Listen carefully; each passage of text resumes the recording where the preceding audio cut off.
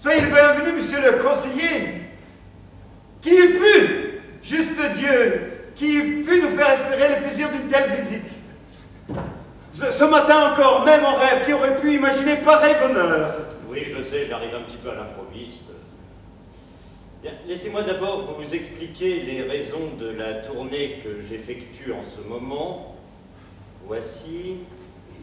La Cour d'Utrecht veut améliorer l'exercice de la justice en vigueur dans nos campagnes. Justice défectueuse à bien des égards.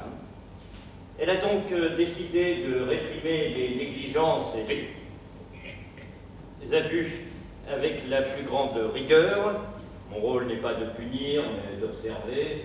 Je m'estimerais déjà très heureux de trouver les choses dans un état simplement tolérable. Et je n'ai qu'un désir, croyez-le bien, me séparer en toute cordialité de ceux que je suis chargé de contrôler. Dites-moi, compère, que veulent ces gens? Je ne sais pas, juste une histoire de cruche cassée, c'est à peu près tout ce que j'ai compris. Une cruche, tiens, qui l'a cassée, cette cruche? Eh bien, prenez place et vous la prendrez. Alors, il faut maintenant demander au plaignant quel est l'objet de sa plainte. Il me faut maintenant... Établir l'objet de la plainte. Ah ben, procédons comme tout à l'heure. Comment procéder comme ça? C'est une cruche donc, une cruche, une simple cruche. Écrivez donc une cruche et ajoutez la mention bien connue du tribunal. Sur la simple supposition que j'ai assez... C'est ce que je vous dis de l'écrire, écrivez-le, c'est bien une cruche qu'il s'agit, n'est-ce pas, Dama? Oui, de cette cruche. Vous voyez bien? Et cette cruche est cassée. Ah! Et qui a cassé cette cruche? Ce gredin-là, je parie? Oui, ce gredin-là en personne. C'est pas vrai, monsieur le juge. Oh, les cœurs. La croyez pas, elle ment. Revenez, tu parleras quand on va les faire en coup. Monsieur le greffier, avez-vous écrit une cruche? Maintenant, écrivez le nom de celui qui l'a cassé, et ainsi l'affaire sera réglée.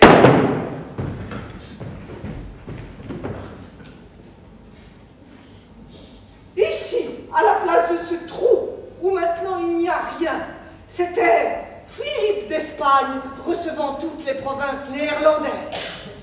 Ici se tenait en costume de grand apparat l'empereur Charles Quint lui-même, dont vous ne voyez plus que les jambes. Ici, c'était Philippe agenouillé qui recevait sa couronne.